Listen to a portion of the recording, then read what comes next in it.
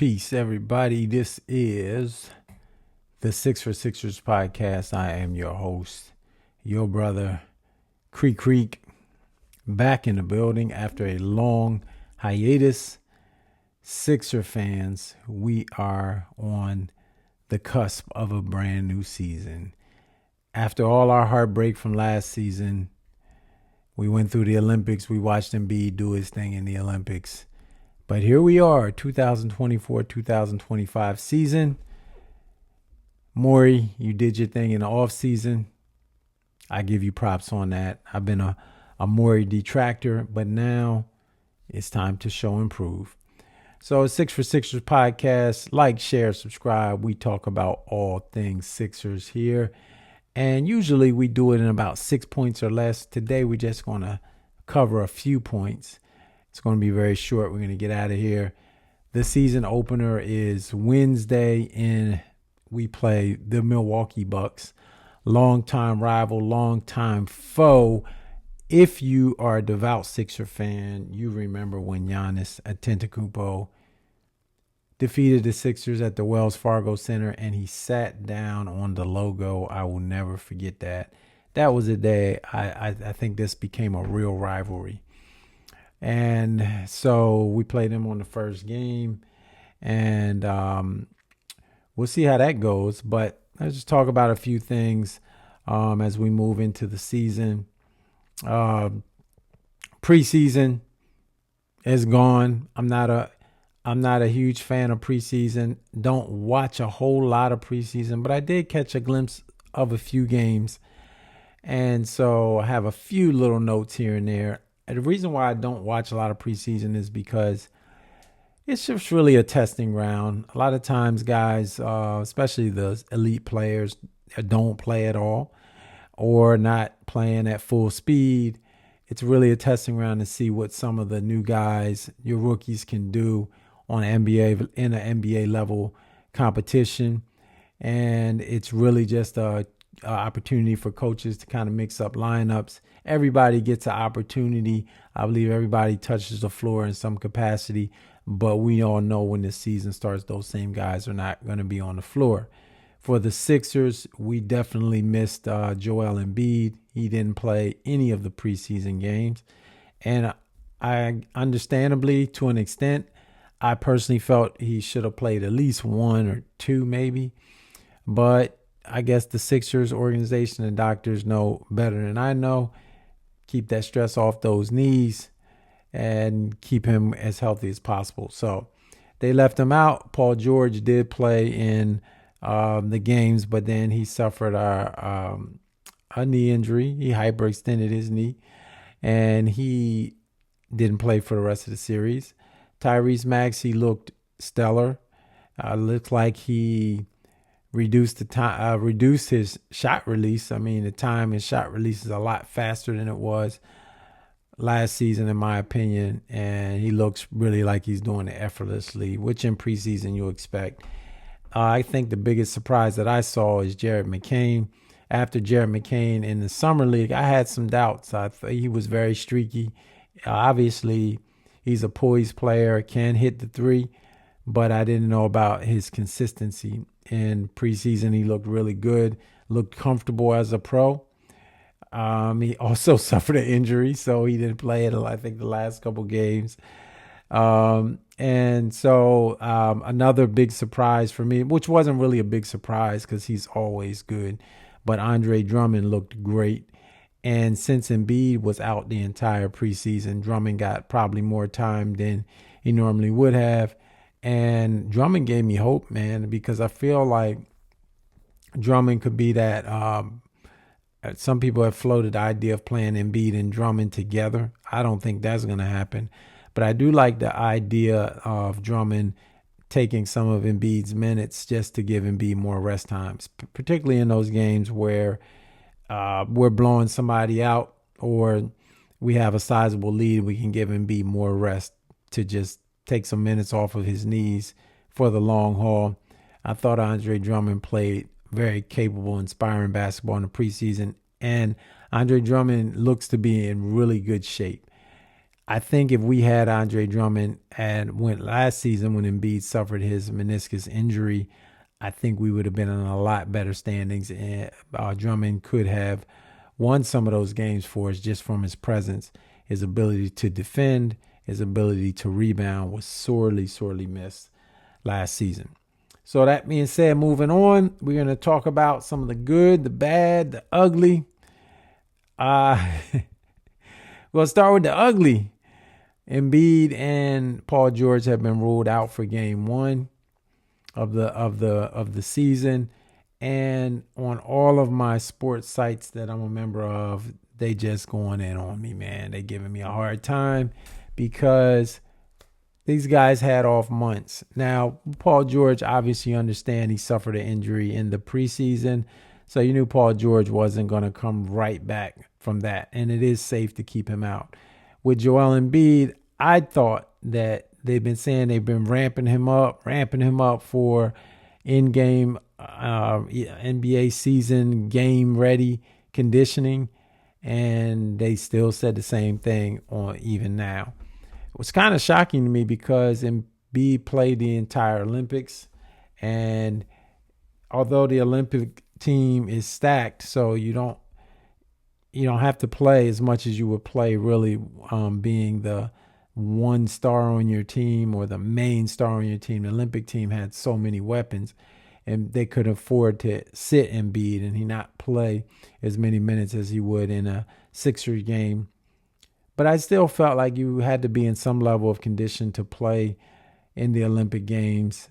It was like a mini season there. And then I just figured after the Olympics, he would just keep going with his conditioning so that when the regular season came along, he would be in tip-top shape and be ready to go. He obviously has lost some pounds. He looks that he may have lost 20 to 25 maybe pounds. He looks a lot slimmer. He looks in really good shape. Again, I defer to the doctors.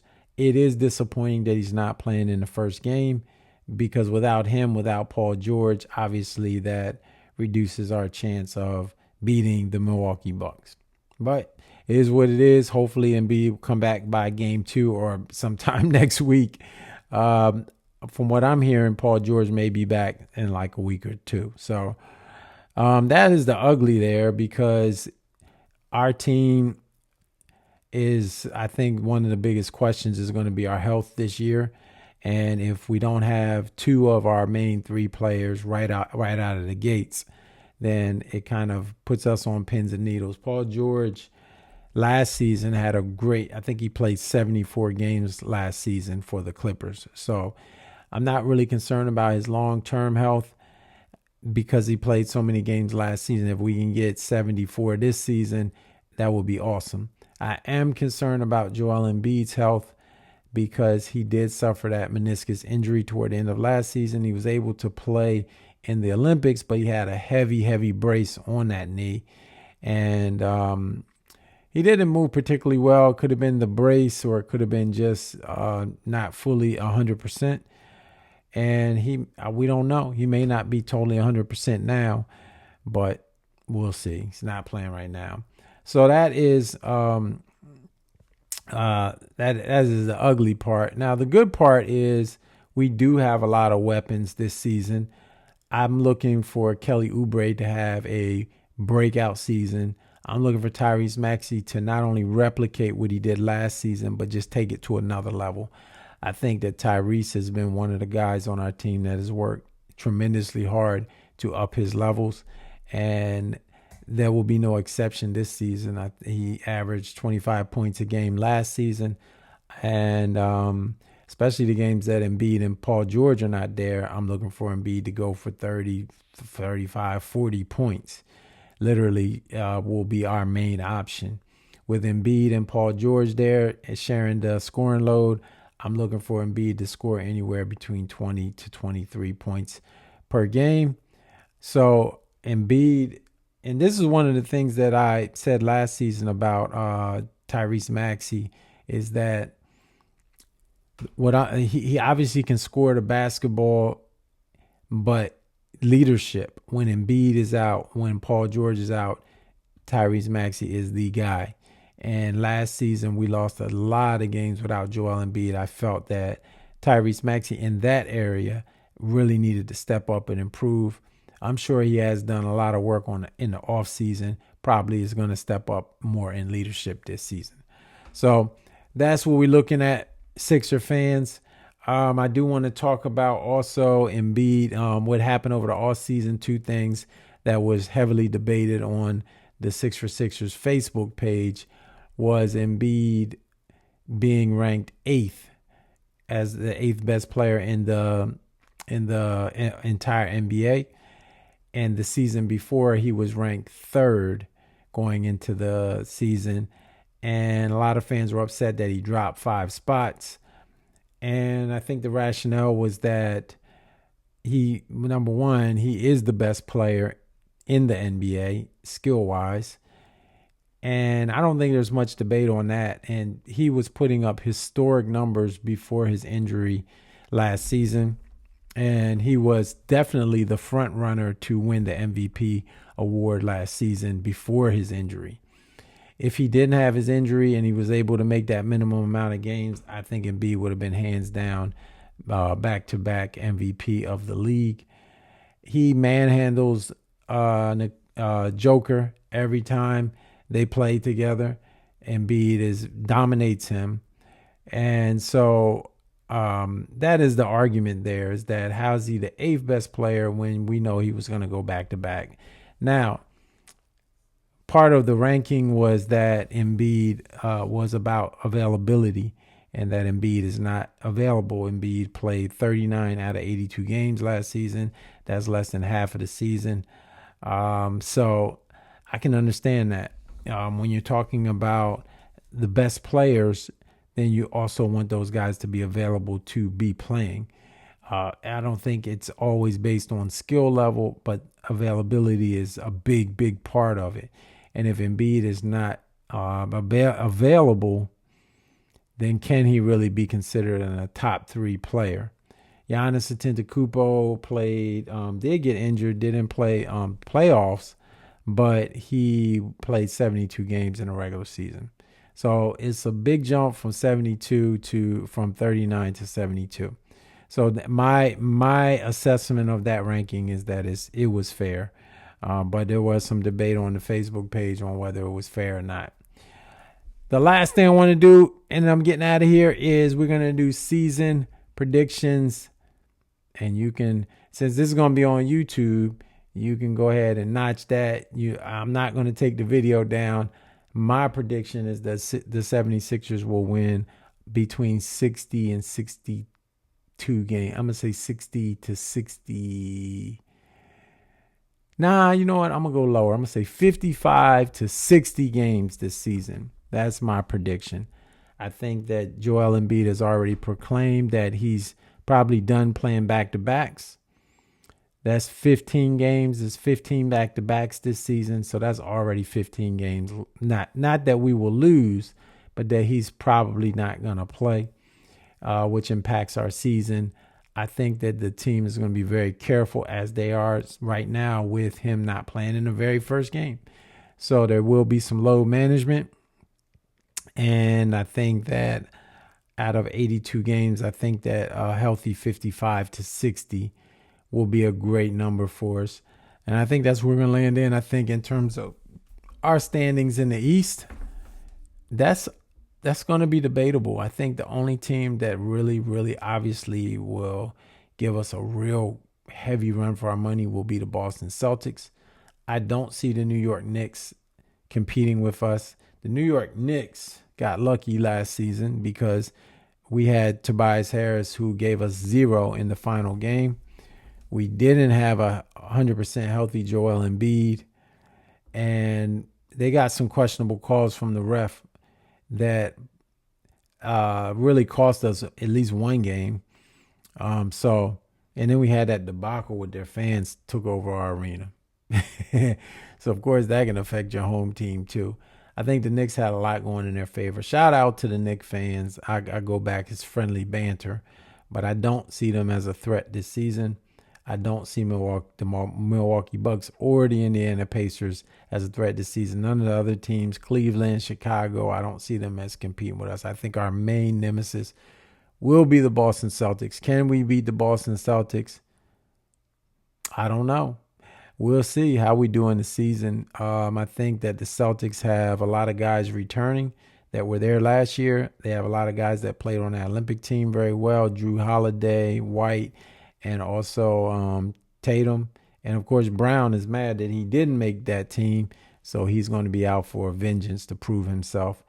And then if Porzingis is healthy throughout the season, I mean, that's going to be pretty tough to handle.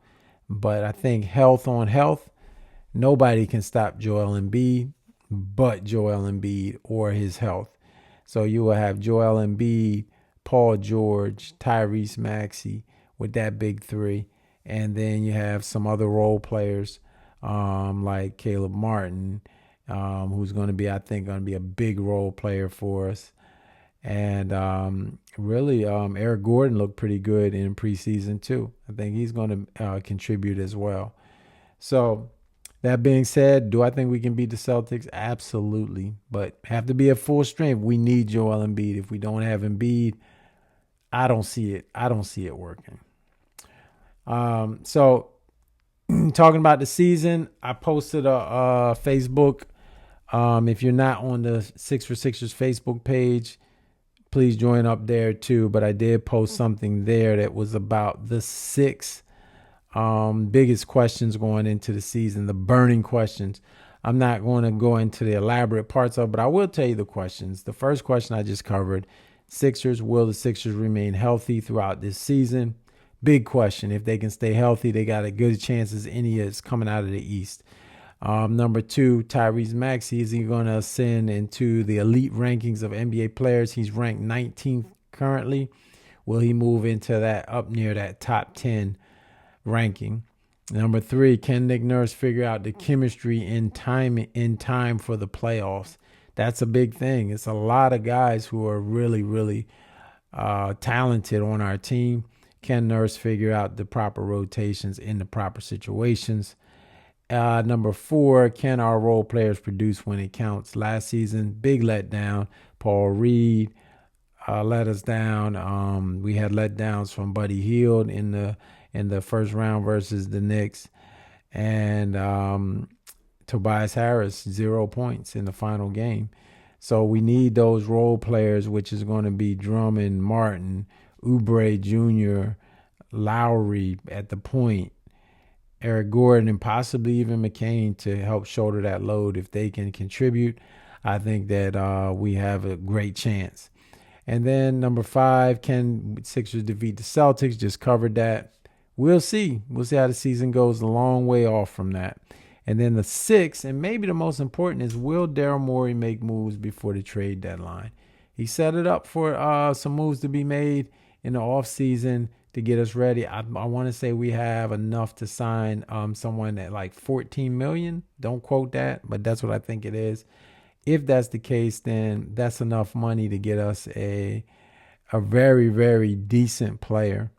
And I think he's already has already set that up. So shout out to Morey for being the strategic strategist and this chess player that we all know him to be. And hopefully that at the trade deadline, depending on how our standings look, we can pick up somebody that can take us over the top. So that is it. That is the 6 for Sixers. I am your host, Creek. Sixers Wednesday night, 7:30, Milwaukee Bucks. Let's get that win. Let's play the song on the very first night. Let's clap our hands, everybody, for Philadelphia 76ers. We will this season be really trying to ramp it up, doing some after game posts, but also doing a weekly wrap up with my man Greg and my man Jervy, who are loyal Sixer fans, first of all, but also instrumental on this 6 for Sixers Facebook page. So please like, share, subscribe here on the YouTube page. And I'll see you tomorrow after the game. See what it do. Sixers for life, baby. Peace.